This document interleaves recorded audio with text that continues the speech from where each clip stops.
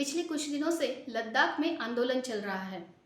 वहाँ के प्रसिद्ध एक्टिविस्ट सोनम वांगचुक इन्होंने 21 दिन एक उपोषण भी किया। ये सारा लद्दाख का विषय क्या है? आइए आज प्रियम भारतम में इसी विषय पर चर्चा करते हैं।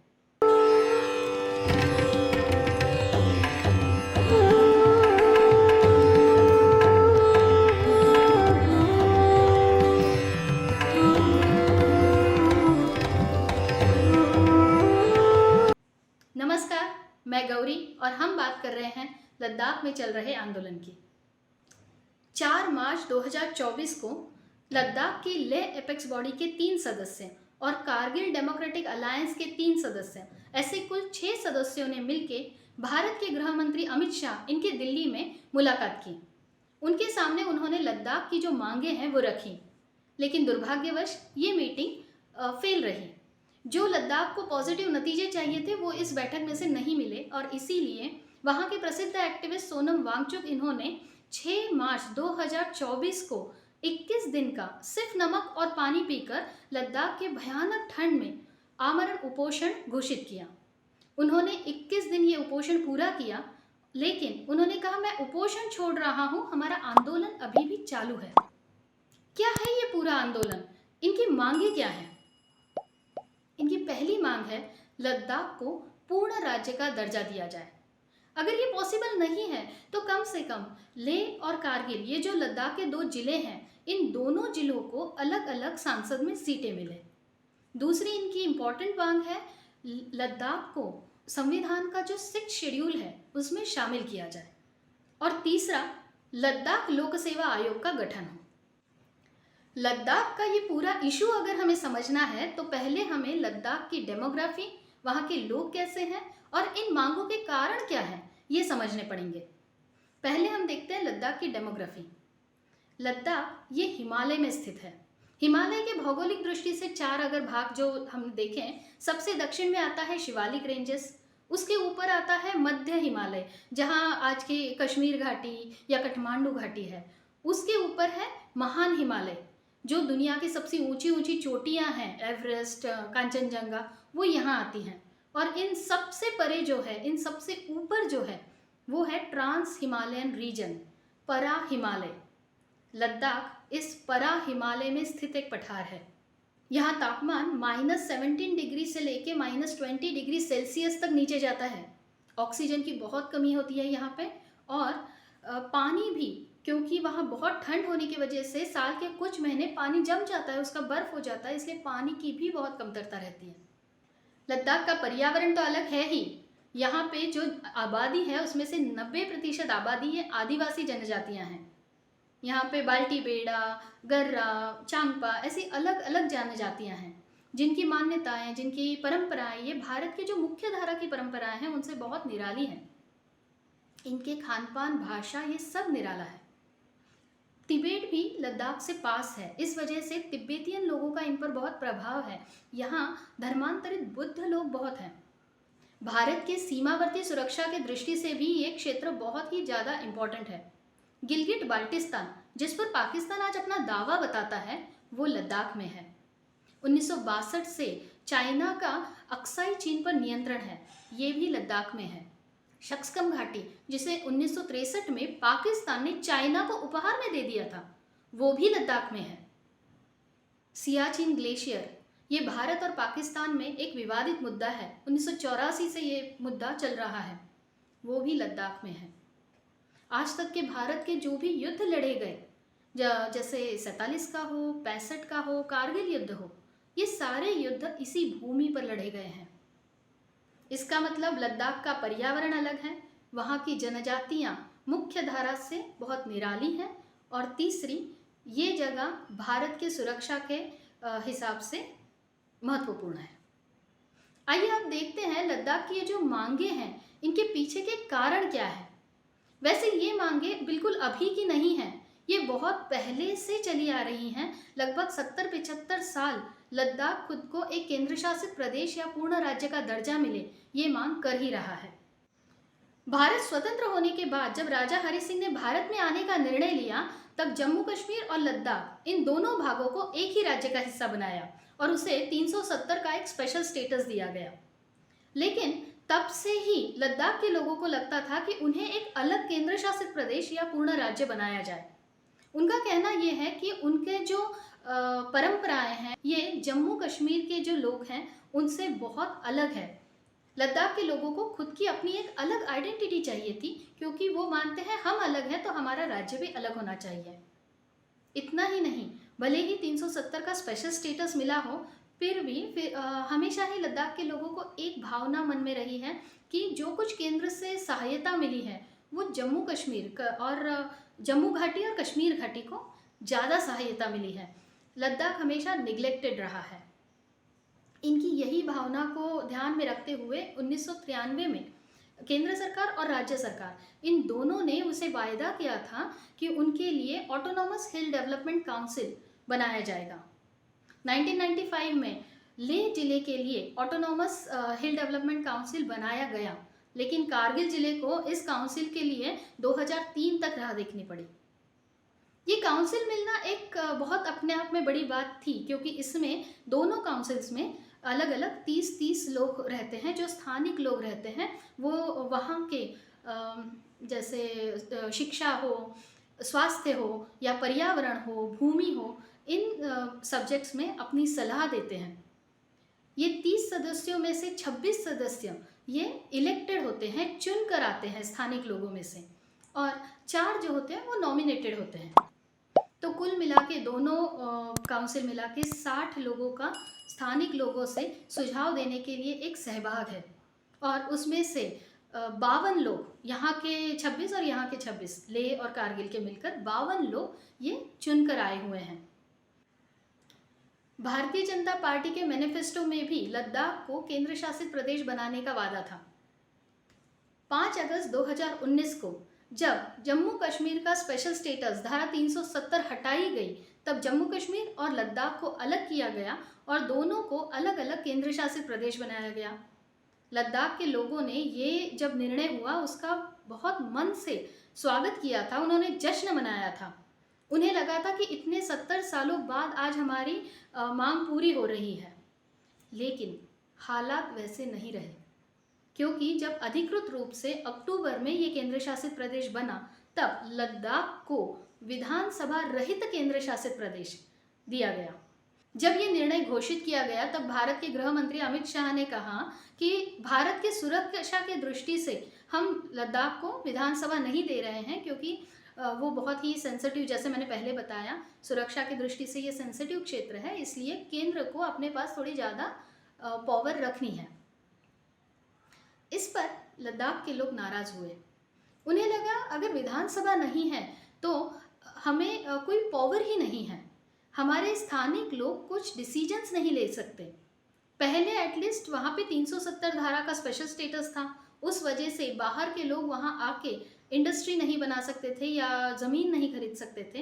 अब केंद्र शासित प्रदेश है और जब विधानसभा नहीं होती है तब केंद्र शासित प्रदेश पर लेफ्टिनेंट गवर्नर ये कामकाज देखते हैं और कुछ ब्यूरोक्रेट्स आते हैं। लद्दाख के लोगों को लगता है कि बाहर के राज्यों से जो ब्यूरोक्रेट्स आएंगे, जो लेफ्टिनेंट गवर्नर आएगा, उन्हें हमारी परंपरा बहुत अलग है, हमारी सभ्यता बहुत अलग है और हमारा पर्यावरण भी बहुत अलग है, हमारा ये अनोखापन वो समझ नहीं पाएंगे। इसलिए हमारे स्थानिक लोगों ने हमारे लिए निर्णय लेने चाहिए और हमें विधानसभा चाहिए। अमित शाह जी ने जो वक्तव्य किया था उस पर सोनम वांगचुक जी ने एक इंटरव्यू में कहा था कि सुरक्षा की दृष्टि से अगर हमें विधानसभा नहीं दी गई है तो इसका मतलब उन्होंने हम पर अविश्वास दिखाया है। आज तक का इतिहास है, जो जो युद्ध हुए हैं उसमें लद्दाख के लोगों ने हमारी सेना को बहुत ही मदद की है। हमने हमेशा ही चाइना का विरोध किया है और भारत की तरफ से हमने काम किया है। तो हम पर अगर ये विधानसभा देते तो ज़्यादा विश्वास दिखाते और हमें ज़्यादा आनंद होता। इस वजह से 2019 के बाद लद्दाख ने अपनी मांगे कायम रखी, लेकिन उनमें कुछ बदलाव हुआ। उनकी अभी की जो मांगे हैं उन्हें हम एक एक करके डिस्कस करते हैं। उनकी जो पहली मांग थी, पूर्ण राज्य का दर्जा देना। जैसे मैंने पहले बताया, सुरक्षा की दृष्टि से ये संवेदनशील क्षेत्र है, इसलिए पूर्ण राज्य का दर्जा देना ये थोड़ा मुश्किल है। हालांकि अपने निर्णय घोषित करने के समय गृह मंत्री अमित शाह ने ये कहा था कि अभी हम इसे केंद्र शासित प्रदेश बना रहे हैं और विधानसभा नहीं दे रहे हैं, लेकिन कुछ दिनों बाद सही समय आने पर हम लद्दाख को पूर्ण राज्य का दर्जा देंगे। यहाँ की लोक संख्या भी बहुत कम है, लगभग सिर्फ 3 लाख तक यहाँ लोक संख्या है, और इतने कम लोक संख्या में पूर्ण राज्य का दर्जा देना ये थोड़ा मुश्किल होता है। इनकी दूसरी मांग थी कि अगर पूर्ण राज्य नहीं बना सकते तो कम से कम लेह जिला और कारगिल जिला, इन दोनों को अलग अलग सांसद की सीटें मिले। उनके स्थानिक लोगों ने खुद की समस्याएं सरकार के सामने रखने के लिए ये मांग की गई है। तीसरी मांग है लोक सेवा आयोग का गठन। वहाँ के यंगस्टर्स को, यूथ को रोजगार मिले और गवर्नमेंट में जॉब मिले, इसलिए, और वो मुख्य धारा से ज़्यादा जुड़े, इसके लिए ये मांग की गई है। चौथी और सबसे इम्पॉर्टेंट जो मांग है वो है 6th शेड्यूल में, 6ठी अनुसूची में शामिल करना। यही मांग सबसे ज़्यादा डिस्कस भी हो रही है। ये 6th शेड्यूल क्या है? भारत में कई तरह के लोग, अलग अलग जनजातियों के यहाँ पे हैं। जब भारत स्वतंत्र हुआ, इनमें से कई जनजातियाँ ये मुख्य धारा से जुड़ी हुई नहीं थी। कुछ जनजातियाँ तो पूरी तरह से मुख्य धारा से टूटी हुई थी। खास करके ईशान्य के राज्य जो हैं, आसाम, वहाँ के बहुत सारे क्षेत्रों में जो जनजातियाँ थीं वो मुख्य धारा में शामिल नहीं थी, और उन्हें शामिल होना भी नहीं था। उनकी परंपराएं, मान्यता, रहने का तरीका ये बहुत अलग था और उन्हें वैसे ही रहना था। इन जनजातियों को सम्मानपूर्वक अपने भारत में शामिल करने के लिए, मुख्य धारा से जोड़ने के लिए, और उसी वक्त उनकी जो सभ्यता है उसे जतन करने के लिए भारत के संविधान में कुछ विशेष प्रावधान किए गए। भारत के संविधान में भाग 10वें में 244 ये धारा है। इस अनुच्छेद के 2 भाग हैं, 6th शेड्यूल मतलब 6ठी अनुसूची और 5th शेड्यूल 5वीं अनुसूची। भारत की जो वंचित जनजातियां हैं इनके लिए 5th शेड्यूल और 6th शेड्यूल, इनका प्रावधान हमारे संविधान में किया हुआ है। 6th शेड्यूल ये स्पेशली ईशान्य के राज्य, उनके लिए 6th शेड्यूल घोषित किया गया। आसाम छोड़कर बाकी का जो पूरा भारत है, वहाँ जो जनजातियां हैं उनके लिए 5th शेड्यूल लागू किया गया। लद्दाख का कहना है कि लद्दाख की आदिवासी जो जनता है वो भी मुख्य धारा से बहुत अलग है। उनकी भाषा अलग है, उनका रहन सहन अलग है, और वहाँ का जो पर्यावरण है वो दुनिया की दृष्टि से और भारत की दृष्टि से बहुत ज़्यादा इम्पॉर्टेंट है। उसका जतन होना चाहिए और लद्दाख की ये जो अनोखी सभ्यता है उसे संरक्षित रखना चाहिए। इसलिए लद्दाख को आसाम की तरह ही 6th शेड्यूल में शामिल किया जाए। अभ्यासकों का, राजकीय चिंतकों का क्या कहना है? इनकी जो पहली मांग है पूर्ण राज्य का दर्जा देना, वो बहुत लोग मानते हैं कि नहीं, क्योंकि सुरक्षा ये सबसे ऊपर होती है। दूसरी, सांसद में अलग अलग सीटें, इस पर कुछ लोग मानते हैं कि हाँ दे सकते हैं, उस वजह से स्थानिक लोग अपने प्रश्न वहाँ रख सकते हैं।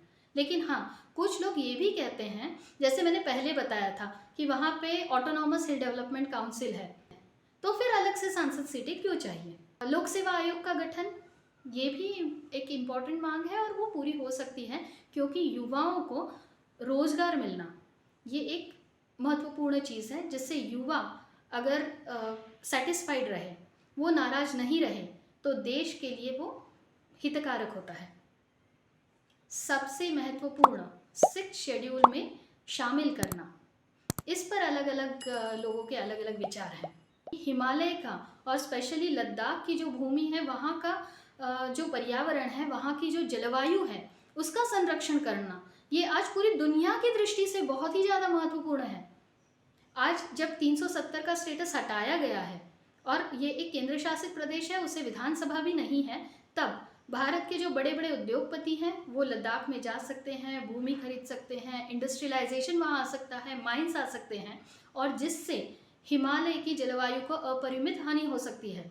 और इसलिए उसे बचाने के लिए और वहाँ की जो अनोखी सभ्यता है उसे जतन करने के लिए इसे भी 6th शेड्यूल में शामिल किया जाए। इस पर कुछ चिंतक कहते हैं जैसे बाकी के सब राज्य हैं उनके लिए 5th शेड्यूल है, क्योंकि आसाम की जनजातियाँ ये पूरी तरह से टूटी थी, लेकिन बाकी के भारत की जनजातियाँ ये पूरी तरह से टूटी हुई नहीं थी मुख्य धारा से, इसलिए 5th शेड्यूल दिया है। उसी तरह लद्दाख की जनजातियाँ भी भारत से बिल्कुल टूटी हुई नहीं हैं। लद्दाख में पर्यटन का व्यवसाय है। पर्यटन के व्यवसाय के दिनों में वहाँ पे दुनिया से और भारत से कई लोग वहाँ आते हैं और ये लोग भारत से कनेक्टेड हैं, इसलिए वहाँ हम 5th शेड्यूल दे सकते हैं, 6th शेड्यूल की ज़रूरत नहीं है। जो भी हो, ये पूरा जो सब्जेक्ट है ये कोई राजकीय आंदोलन नहीं है, ये प्योरली कंप्लीटली एक सभ्यता को बचाने के लिए और हमारे पर्यावरण को बचाने के लिए ये सब विषय है।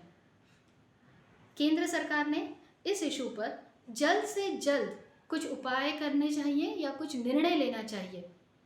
एक इंटरव्यू में सोनम वांगचुक ने कहा था कि किसी भी क्षेत्र में जब अलगाववादी या नक्सलवादी बीजें रोई जाती हैं तो उसके पीछे ये कारण होता है कि वहाँ के लोगों को धीरे धीरे ये भावना बढ़ती जाती है कि उनको निगलेक्ट किया जा रहा है, उनकी तरफ ध्यान नहीं है, गवर्नमेंट उन्हें अपना नहीं मानती। ऐसे समय में लद्दाख के जो युवाएं हैं, यंगस्टर्स हैं, उनके मन में ये कदापि नहीं आना चाहिए कि केंद्र सरकार हमें निगलेक्ट कर रही है। उनके मन में ये बीज नहीं बोना चाहिए जिससे भविष्य में अलगाववादी और नक्सलाइट्स निर्माण हो। ये उन्होंने अपने इंटरव्यू में एक बहुत बड़ी बात कही थी और हाँ, हम पूरे भारतवासियों ने और केंद्र सरकार ने ये बात समझनी चाहिए। कुछ चिंतकों ने जैसे बताया है कि वहाँ पंचायत राज सिस्टम आए या कुछ अलग उपाय इस पर निश्चित ही निकल सकते हैं, लेकिन ज़रूरत है जल्द से जल्द लद्दाख का ये आंदोलन सॉल्व करने की। अगर आपको हमारा ये वीडियो अच्छा लगा हो तो प्लीज़ हमारे इस वीडियो को लाइक कीजिए, शेयर कीजिए, सब्सक्राइब कीजिए और आपके कुछ अलग ओपिनियन हो, आपको भी कुछ बताना है तो वो कमेंट्स में ज़रूर लिखिए, हमें आपके कमेंट्स का इंतज़ार है। ऐसे ही अलग अलग वीडियोज़ देखने के लिए देखते रहिए प्रियम भारतम।